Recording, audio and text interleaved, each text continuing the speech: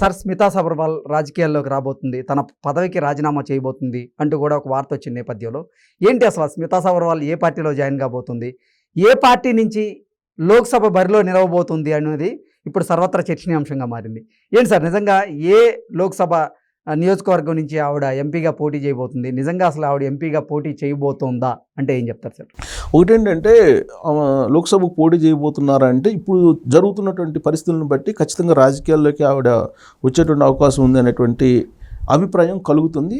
ఆ అభిప్రాయాన్ని social media వేదికగా చాలామంది కూడా వ్యక్తం చేస్తున్నారు.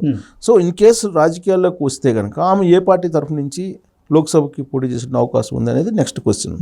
సో ఏ పార్టీ ప్రస్తుతం ఏ పార్టీ ఆమెకి అందుబాటులో ఉంది, లేదంటే ఏ పార్టీ ఆమెను కావాలనుకుంటుంది అనేటువంటి ఒక క్వశ్చన్ వేసుకుంటే డెఫినెట్గా అది బీఆర్ఎస్ పార్టీ అవుతుంది. ఎందుకంటే బీఆర్ఎస్ పార్టీ ప్రభుత్వంలో ఆమె సుదీర్ఘకాలం పాటు పనిచేశారు. ప్లస్ బీఆర్ఎస్ పార్టీ చేసినటువంటి అభివృద్ధి కార్యక్రమాల్లో ఆమె భాగస్వాములు. అందుకే ఆమె చేసినటువంటి ట్వీట్లో కూడా నేను గర్వంగా ఫీల్ అవుతున్నాను, తెలంగాణ అభివృద్ధిలో నేను భాగస్వామురాలను అయినందుకు నేను గర్వంగా ఫీల్ అవుతున్నాను అని చెప్పి ఆవిడ ట్వీట్ చేశారు. సో ఈ 10 సంవత్సరాల పాటు నేను తెలంగాణ అభివృద్ధిలో భాగస్వాములు అయ్యానని చెప్పి ఆవిడ ఆ ట్వీట్ ద్వారా వ్యక్తం చేశారు. అంటే అధికారంలో ఉంది ఎవరు 10 సంవత్సరాలు? BRS party.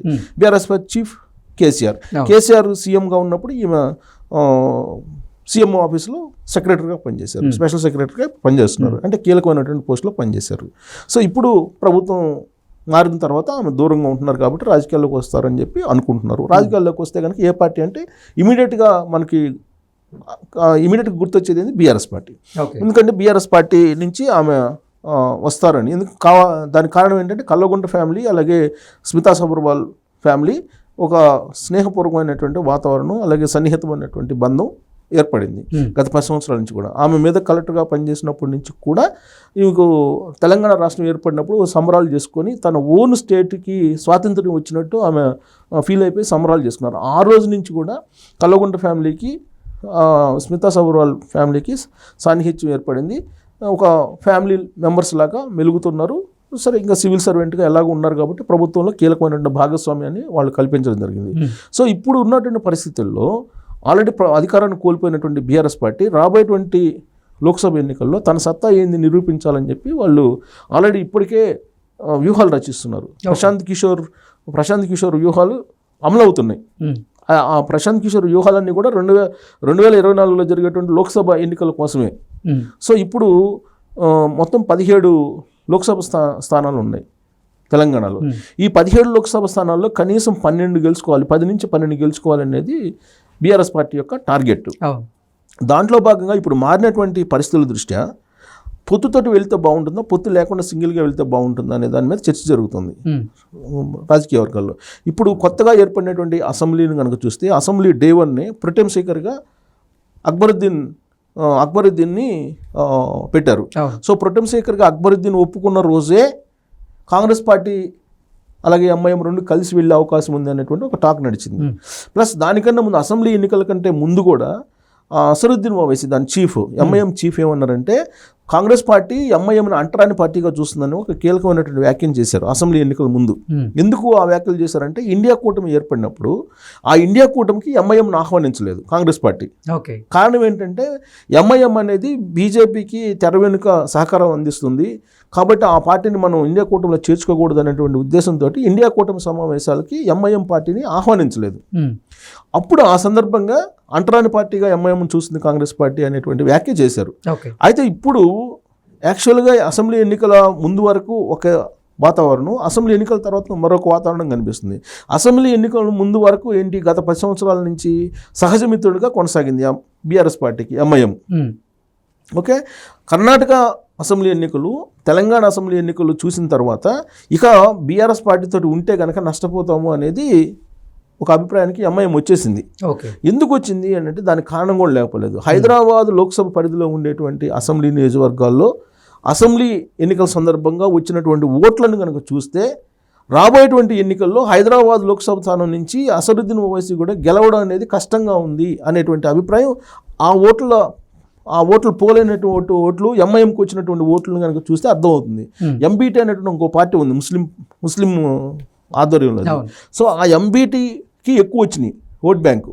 సో కాబట్టి దాంతో అసదుద్దీన్ ఓవైసీ పునరాలోచనలో పడిపోయాడు. పునరాలోచనలో పడి బీఆర్ఎస్ పార్టీతో కనుక వెళ్తే మునిగిపోతాము, రాబోయేటువంటి లోక్సభ ఎన్నికల్లో హైదరాబాద్ స్థానం నుంచి మళ్ళీ గెలవాలంటే కనుక డెఫినెట్గా కాంగ్రెస్ పార్టీతో కలిసి వెళ్ళాలి అనేటువంటి ఒపీనియన్కి వచ్చారు. అసెంబ్లీ ఎన్నికలు అయిపోయిన తర్వాత జరిగినటువంటి రివ్యూ మీటింగ్లో దాని కంటిన్యూషనే ప్రొటెం స్పీకర్గా అక్బరుద్దీన్ని ఎంపిక చేసుకున్నారు. సో ప్రొటెం స్పీకర్గా అక్బరుద్దీన్ ఎంపిక చేసుకున్న మరుక్షణం నుంచి రాబోయేటువంటి లోక్సభ ఎన్నికల్లో ఇండియా కూటమిలో ఎంఐఎం భాగస్వామ్యం కాబోతుంది. ప్లస్ లోక్సభ ఎన్నికల్లో తెలంగాణలో ఎంఐఎం కాంగ్రెస్ పార్టీ పొత్తు పెట్టుకోబోతుంది అనేది దాదాపుగా అన్ని రాజకీయ సర్కిల్స్లో వినిపిస్తుంది. సో అప్పుడు సింగిల్గా బీఆర్ఎస్ పార్టీ వెళ్తే నష్టపోతుంది, అలాగే సింగిల్గా బీజేపీ వెళ్తే నష్టపోతుంది. కాబట్టి బీజేపీ అలాగే బీఆర్ఎస్ రెండు పొత్తు పెట్టుకునేటువంటి అవకాశం ఉంది అనేది ఇప్పుడు తాజాగా వినిపిస్తుంది. అందుకే కేసీఆర్ బాత్రూంలో కాల్జారి పడిపోయిన వెంటనే మరుక్షణమే ఫస్ట్ రెస్పాండ్ అయింది ఎవరు? ప్రధానమంత్రి నరేంద్ర మోడీ ట్వీట్ చేశారు. ట్వీట్ చేసి త్వరగా కోలుకోవాలని చెప్పి. అంటే ఆ రెండు పార్టీల మధ్య సన్నిహితమైన సంబంధాలు ఏర్పడుతూ ఉన్నాయి. ఒకవేళ కనుక ఇటు కాంగ్రెస్ పార్టీ ఎంఐఎం పొత్తు కనుక కన్ఫామ్ అయిపోతే ఇక్కడ బీజేపీ బీఆర్ఎస్ పార్టీ వేరువేరుగా లోక్సభ ఎన్నికలకు వెళ్ళడానికి అవకాశమే లేదు. ఖచ్చితంగా రెండు పొత్తు పెట్టుకొని వెళ్తాయి. అప్పుడు పొత్తు పెట్టుకొని వెళ్ళినప్పుడు స్మితా సబర్వాల్ ఎక్కడి నుంచి పోటీ చేస్తారు అనేది అర్థమైపోద్ది. బీజేపీ వైపు నుంచి పోటీ చేస్తారా లేదా బీఆర్ఎస్ వైపు పోటీ చేస్తారా? బీఆర్ఎస్ వైపు నుంచి ఆమె పోటీ చేస్తారు. ఎందుకంటే ఆల్రెడీ బీఆర్ఎస్ పార్టీ తోటి కేసీఆర్ ఆహ్వానిస్తున్నారు, లేదా కల్వకుంట్ల ఫ్యామిలీ ఆల్రెడీ గతంలోనే అసెంబ్లీ ఎన్నికల ముందే ఆమె రాజకీయాలకు రావాలి అనేటువంటి ఒకటి ఏదో నడిచింది అనేది అప్పుడు ప్రగతి భవన్ వర్గాల్లో ఒక న్యూస్ వచ్చింది, ఒక గాసిప్ అనుకో న్యూస్ అనుకో ఏదో ఒకటి వచ్చింది. మొత్తానికి రాజకీయాలకు రావడానికి ఆమె సిద్ధపడితే కనుక బీఆర్ఎస్ పార్టీ వైపు నుంచి ఆమె పోటీ చేసే అవకాశం ఉంది. అది కూడా సికింద్రాబాద్ నుంచి పోటీ చేసే అవకాశం ఉంది. ప్లస్ అక్కడ నార్త్ ఓట్ బ్యాంక్, ప్రధానంగా నార్త్ ఓట్ బ్యాంక్ ఎక్కడ ఉందో అక్కడ ఆమె పోటీ చేసే అవకాశం ఉంది. లేదు ఈ రెండు పార్టీల అలయన్స్ అనుకో, బీజేపీ బీఆర్ఎస్ రెండు అలయన్స్ అయితే మల్కాజ్గిరి నుంచి పోటీ చేసే అవకాశం ఉంది. ఆ రెండు పార్టీలు ఒకటైతే కనుక అక్కడ విన్నింగ్ ఛాన్సెస్ ఉంది. అప్పుడు నిజామాబాద్ నుంచి కవిత పోటీ చేస్తుంది. సో సికింద్రాబాద్ నుంచి ఆల్రెడీ సిట్టింగ్ ఎంపీ ఉన్నాడు కాబట్టి ఎవరు? తలసాని శ్రీనివాస్ యాదవ్ లేదు, అంత ఆ ఈక్వేషన్ పోతుంది. స్మితా సబర్వాల్ వస్తే సికింద్రాబాద్లో ఇప్పుడు సిట్టింగ్ ఎంపీ ఎవరున్నారు? కిషన్ రెడ్డి ఉన్నాడు. సో కిషన్ రెడ్డి యాస్టీస్గా బీజేపీ వైపు నుంచి పోటీ చేస్తారు. అలయన్స్ అయితే నేను చెప్పేది బీఆర్ఎస్ బీజేపీ రెండు అలయన్స్ అయితే మల్కాజ్గిరి నుంచి స్మితా సబర్వాల్ ఛాన్సెస్ ఉంటాయి. సికింద్రాబాద్ నుంచి సిట్టింగ్ ఎంపీ యాస్టీస్గా కిషన్ రెడ్డి పోటీ చేస్తారు. నిజామాబాద్ నుంచి కవిత పోటీ చేసే అవకాశం ఉంది అలయన్స్ అయితే. అలయన్స్ కాకపోతే మళ్ళీ ఈక్వేషన్ వేరేగా ఉంటుంది. అలయన్స్ కాకపోతే ఎక్కడ నార్త్ వాళ్ళు ఎక్కువ ఉన్నారో అక్కడికి స్మితా సబర్వాల్ని పంపించడం అవకాశం ఉంది ఇన్ కేసు ఆమె రాజకీయాల్లోకి వస్తే కనుక. సో అదంతా కూడా బీఆర్ఎస్ పార్టీకి సంబంధించినటువంటి పెద్ద ఆయన తీసుకునేటువంటి నిర్ణయాన్ని బట్టి ఆధారపడి ఉంటుంది.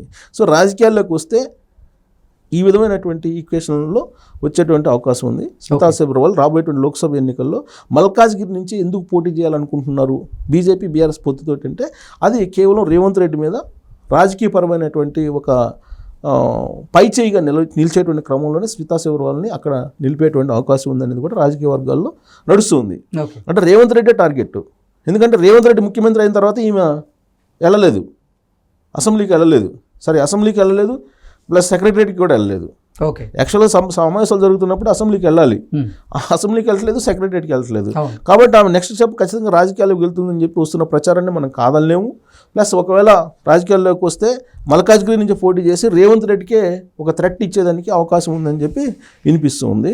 సో రాబోయేటువంటి రోజుల్లో ఏం జరుగుతుంది అనేది చూడాలి. ఓకే, అయితే స్మితా సబర్వాల్ గారిని రాబోయే రోజుల్లో ఎంపీగా చూసే అవకాశం ఉందంటారు. అయితే ఇప్పుడు వస్తున్నటువంటి టాకు, దానికి సంబంధించినటువంటి బ్యాక్గ్రౌండ్, దానికి సంబంధించినటువంటి బలమైనటువంటి అంశాలు వీటన్నిటిని క్రోడీకరించి చూస్తే కనుక డెఫినెట్గా ఆమె రాజకీయాల్లోకి వచ్చే అవకాశం ఉంది. మల్కాజ్గిరి నుంచి పోటీ చేసి రేవంత్ రెడ్డి గ్రాఫ్ ఏదైతే ఉందో దాన్ని పడేదానికి ఆమె ప్రయత్నిస్తారని చెప్పి మనం భావించడానికి అవకాశం ఉంది.